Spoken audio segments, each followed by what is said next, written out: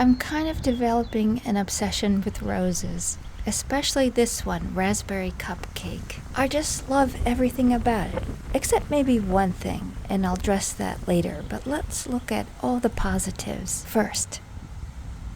The white rose next to it on the left is also a very nice rose called Bolero. But in this video, we'll be focusing on Raspberry Cupcake. It might be my favorite rose, at least for the moment. I planted quite a few of them, and I'll show you them all in this video. It's their first spring in my garden in full bloom. The color is amazing, long-lasting, very little fading. In fact, the outer petals fade in a very attractive way, creating that David Austin type of halo effect.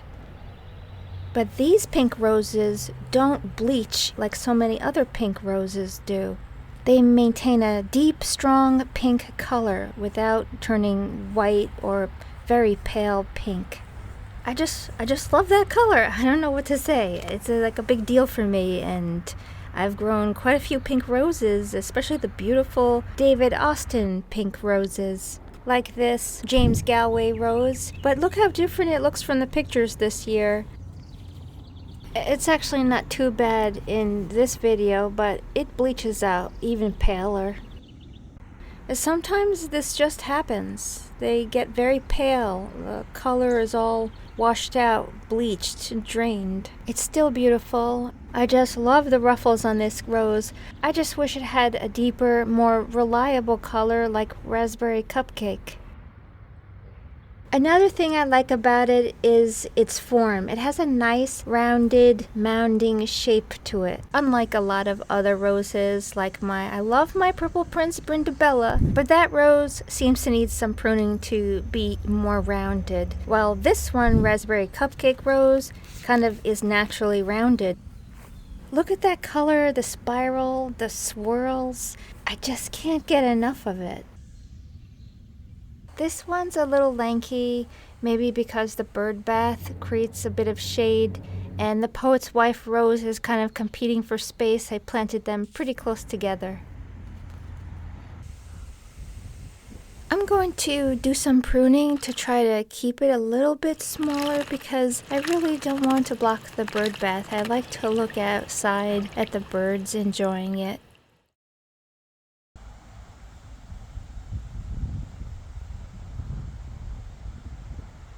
Another great thing about this rose is that it seems to handle rain really well. We get a lot of rain. Rose blooms get heavy, loaded with water, but they don't get damaged. No balling problems. If they sink a little bit, they'll perk right up once they dry off.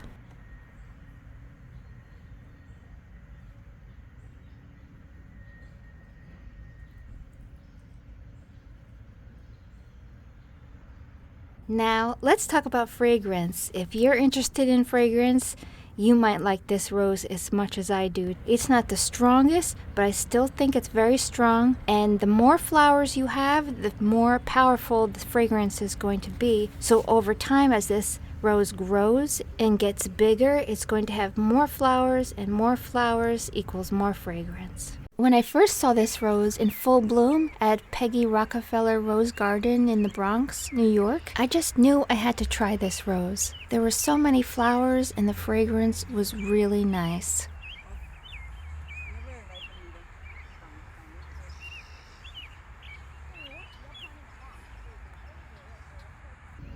As you can see, it's got no problem flowering, even for a small plant. The spring flush has been very, very good. This one was a tiny plant, and it's been pretty vigorous and surprisingly full of blooms for such a young plant. It's not one of those roses that is going to sit in your garden and sulk, at least in my experience. In this area, I have 2 Raspberry Cupcake roses. Unlike Raspberry Cupcake rose, which kind of hits the ground running at a nice pace, Augusta Louise rose is kind of sulking, or she's just not very vigorous. So that's the difference in my garden anyway. Another example, which I've had for a couple of years now, is Abraham Darby. In my experience, it is not a vigorous rose. Not much growth happens every year. Plus, after it flowers, it has a tendency to look like this. It just doesn't look very nice in my no-spray garden.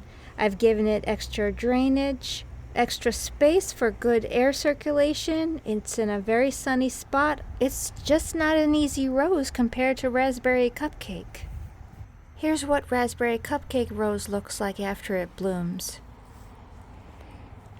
It has bush beauty with healthy leaves. It's been so hot and yet it's still actively growing a little bit. In comparison, I have 3 Abraham Darby roses and they all pretty much behave this way. This is the biggest one that came from Cattail Creek Gardens. And this is the spring flush, lots of flowers, despite hardly any canes or leaves.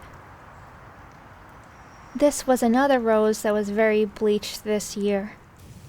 Look how big those flowers are, and they're so fragrant. It's such a shame that it's just not more vigorous and healthy. I'm not giving up on it, and I probably won't ever get rid of it because it doesn't take up much space, and who knows, maybe it'll improve after a short 10 years or something. Next to another Raspberry Cupcake, that's Basketball over there. I wish she had some characteristics of Raspberry Cupcake, but she's so beautiful. Look at that English cupped rose shape. So beautiful, so charming. I'm giving her a hard prune after she flowers to see if she performs better this year. Last year I just left it alone and it bolted straight up, looking very lanky and naked without leaves, so maybe it will be healthier with a good prune. We'll see. I even replaced Mrs. B.R. Kant climbing rose with another Raspberry Cupcake rose here at the corner of the house. Mrs. B.R. Kant is a wonderful climbing rose with really strong pink color, but it had no fragrance for me. It's a gorgeous rose, but I think the Raspberry Cupcake will be nicer for this spot too, since it doesn't need as much space. There's actually another one over here, right in the center of the windows there. It's important to mention that these are recently planted, so this is not the best they're going to look. They are getting settled in and growing roots, but they look fantastic already, so I can only imagine it's going to be even better year after year. Now I want to address the one complaint or concern, possible imperfection with this rose Raspberry Cupcake. I noticed some of Raspberry Cupcake petals got crispy. Not every flower had this issue. It seemed to be the ones that had more radiant heat near the house and even near this retaining wall. In contrast, Bolero Rose, which was right next to Raspberry Cupcake, experienced no crispiness. What does this mean? Well, it just might mean that the blooms won't last as long when it's really hot out. I don't see this as a big issue yet, but it could be a slight little imperfection in an otherwise perfect rose. This might be a rose you don't want to put in a blasting hot place and give it a little bit afternoon protection from the sun. Or maybe this really is a perfect rose and it's just rose thrips causing this damage, or some kind of fungus that affects only the petals. It doesn't really bother me. It's still early in growing this rose, so we'll see how they do. This more purplish rose is plum perfect. It did not experience the crispiness that Raspberry Cupcake did. Of course, things can change, you never know, but that's my experience so far.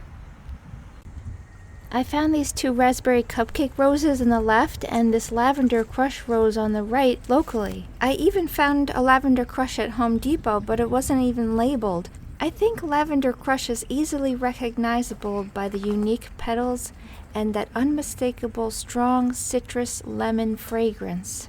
Both roses have interesting petals where it's a bit lighter on the outside. I've never grown Lavender Crush before, so I'm looking forward to seeing how that one does too.